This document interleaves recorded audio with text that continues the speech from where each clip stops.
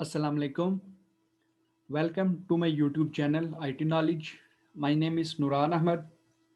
आज हम CS21 का लेक्चर नंबर 5 करेंगे। चले लेक्चर नंबर 5 स्टार्ट करते हैं। आज जो हमने टॉपिक डिस्कस करने हैं वो फर्स्ट है if else if statement, second is switch statement and third is break statement. If else if statement मैंने लास्ट लेक्चर्स में कंडीशनल स्ट्रक्चर्स स्टार्ट किए थे। उसकी जो दो टाइप्स की वो आपसे मैंने लास्ट लेक्चर में आपसे शेयर की। आज हम इसकी थर्ड टाइप्स को देखेंगे। इफ एल्स इफ स्टेटमेंट उस वक्त एग्जीक्यूट होती है जब आपके पास बहुत ज़्यादा कंडीशंस अवेलेबल हो। जब प्रोग्राम में आपको काफ़ी ज़्यादा कंडीशंस का बोला जाए, तकरीबन 3 या 3 से ज़्यादा कंडीशंस अगर आपको मिल जाएं, तो देन हम if else if statement use करते हैं। इसका सिंटैक्स कुछ यूँ है। If condition one, if condition one, अगर कंडीशन वन यहाँ पे ट्रू होगी तो देन ये अपनी बॉडी में आएगा और अपनी बॉडी में जो भी लिखा होगा वो एग्जीक्यूट कर जाएगा। जैसा द स्टेटमेंट या जैसे statement to be executed if condition one is true. इसका मतलब है statement to be executed, statement execute होगी जब कंडीशन वन इज ट्रू होगी। सेकंड पे नेक्स्ट स्टेप में है एल्स इफ कंडीशन टू। जब कंडीशन टू ट्रू होगी तो देन एल्स इफ वाली बॉडी में जो भी आपने टाइप किया होगा, जो भी आपने सी आउट करके, जो भी आपने कंडीशंस के बाद जो भी आपने रिक्वायरमेंट्स पूरी करनी है वो आपकी एग्जीक्यूट हो जाएगी। Then last one is else. Else statement उस वक्त एग्जीक्यूट होती है जब आपकी कोई भी कंडीशन ट्रू नहीं होती। जब आपकी ऊपर वाली सारी कंडीशंस फॉल्स हो जाएं तो देन एल्स वाली बॉडी में जो भी कंडीशन होगी वो आपकी एज इट इज एग्जीक्यूट हो जाएगी। अब हम नेक्स्ट टॉपिक पे जाते हैं, switch statement and break statement. Switch statement and if else if statement का प्रोसेस बिल्कुल सेम है, एज इट इज है। उसमें भी हमने क्या करना था, उसमें हमारे पास काफ़ी ज़्यादा कंडीशन आई थी तो वो यूज़ हो गई। इसीलिए स्विच स्टेटमेंट भी यही सेम प्रोसेस है। स्विच स्टेटमेंट में जब हम इसको यूज़ करते हैं तो इसमें भी काफ़ी ज़्यादा कंडीशंस हमें मिलती हैं। जैसा कि इसके सिंटैक्स में है, सिंटैक्स में स्विच वेरिएबल, वेरिएबल हम वो लिखेंगे जो हमने सीन के ज़रिए हमने यूज़र से वैल्यू गेट की होगी। तो देन इसके बाद हम वहाँ पे कुछ इफ़ एल्स इफ में हम इफ़ को यूज़ करते थे कंडीशंस के लिए, लेकिन यहाँ पे स्विच स्टेटमेंट में हमने केसेस को यूज़ करना है।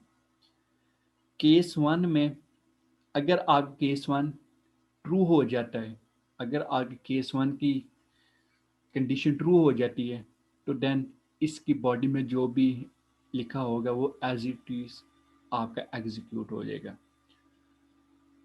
जब हम इसमें स्टेटमेंट लिखेंगे केस वन में, लास्ट में हम ब्रेक स्टेटमेंट यूज़ करेंगे।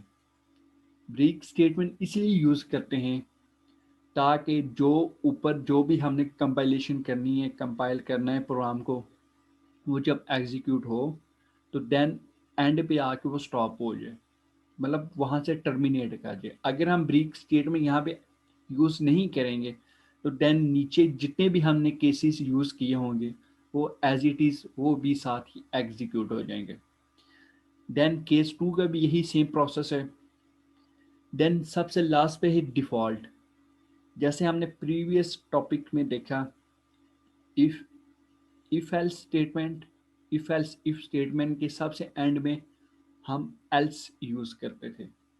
एल्स उस वक्त यूज़ होता था जब ऊपर वाली सारी कंडीशंस आपकी फॉल्स हो जाती, तो देन एल्स में जो भी टाइप किया होता, जो भी हमने मैसेज डिस्प्ले करना होता वो डिस्प्ले हो जाता था। इसी तरह स्विच स्टेटमेंट में भी डिफ़ॉल्ट का यही ऑपरेशन है। इसका ऑपरेशन कुछ यूं है, जब ऊपर वाली आपकी सारी केसेस आपके फॉल्स हो जाते हैं, तो देन डिफ़ॉल्ट में जो भी आपने टाइप किया होगा, जो भी आपने सी आउट के ज़रिए जो भी आपने डिस्प्ले करना है स्क्रीन में, वो एज इट इज़ आपका रन हो जाएगा। आज हमारे पास बस यही 3 टॉपिक्स थे। तो अब हम लाइव कोडिंग करेंगे डेव सी प्लस प्लस में, ताकि जो मैंने कंसेप्ट आपसे अभी शेयर किए, इसको ज़्यादा से अच्छे से अब हम इसको समझ सकें। क्योंकि जब हम डेव सी प्लस प्लस में लाइव कोडिंग करेंगे, तो वहाँ पे 100% क्लियर हो जाता है। तो चले चलते हैं अब लैपटॉप की स्क्रीन पे। ओके गाइज, अब हम लैपटॉप की स्क्रीन में आ चुके हैं। हमने एक छोटा सा टास्क परफॉर्म करना है। वो टास्क कुछ यूं है, हमने यूज़र से एक वैल्यू लेनी है और उस वैल्यू के मुताबिक वीक डे शो करना है। एक वैल्यू लेनी है हमने यूज़र से, जो भी वैल्यू वो एंटर करेगा यूज़र, उसके लिहाज से, उस नंबर के लिहाज से हमने वो वीक डे ओपन कर देना है, सॉरी उसको वीक डे डिस्प्ले कर देना है। जैसे हमें पता है इस्लामी डेज के लिहाज से हमारा जो सबसे पहला डे स्टार्ट होता है वो फ्राइडे है। फ्राइडे को हम नंबर देंगे 1, Saturday number 2, Sunday number 3, Monday number 4, Tuesday number 5। इसी तरह नीचे एसएसआई डेज आते जाएंगे, वेडनेसडे देन थर्सडे।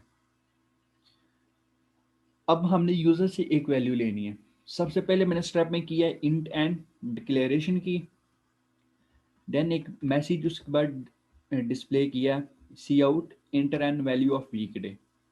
कोई एक वैल्यू एंटर करें, सीन से मैंने वो वैल्यू गेट करनी है।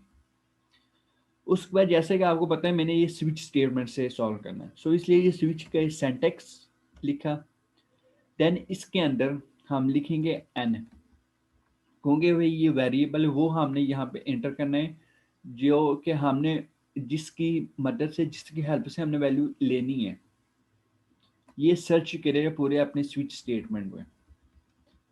ओके, अब हमने यहाँ पे केसेस एंटर करने हैं। फर्स्ट केस में हम एंटर करते हैं cout, sorry Friday. Then case 2, case 2 में एंटर करते हैं सी out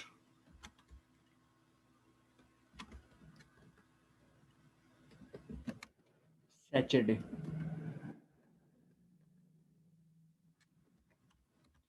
case 3 cout Sunday. Case 4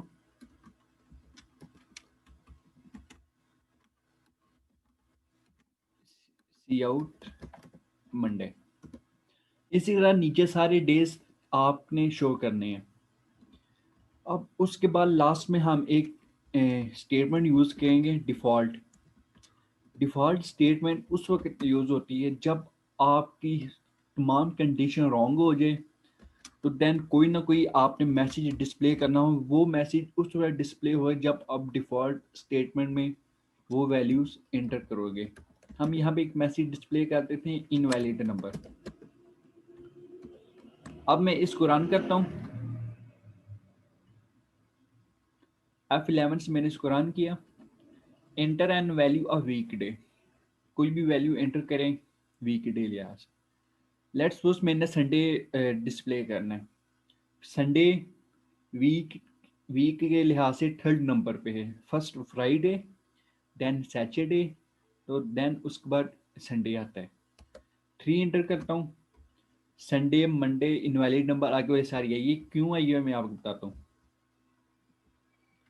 जैसे मैंने आपको ब्रेक स्टेटमेंट में बताया था, अगर हम ब्रेक स्टेटमेंट यूज नहीं करेंगे, तो देन जो भी कंडीशन जहाँ पे वो सेटिस्फाई होगी, उसके बाद वो जितनी भी कंडीशन होगी वो सबको एग्जीक्यूट कर जाएगा। इसी तरह हम यहाँ पर ब्रेक स्टेटमेंट को ऐड कर लेते हैं।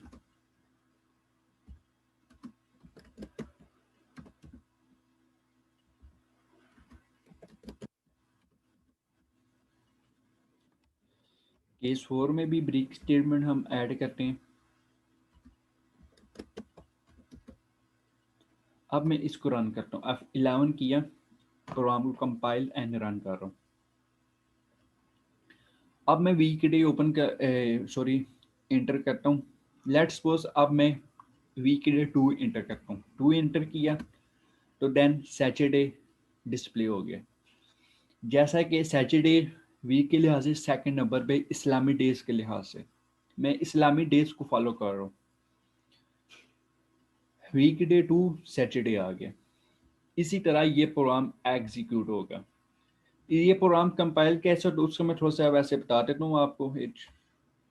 सबसे पहले जब मैंने F11 किया, कंपिलेशन पहले इस लाइन पे चेक किया, फिर सेकंड थर्ड पे आया, फिर अपनी मेन बॉडी में आया इंट एन जब उसने देखा, उसने रैम में एक छोटा सा ब्लॉक बना दिया। मेमोरी में लिहाज से मेमोरी में जाके उसने एक छोटा सा ब्लॉक बनाया।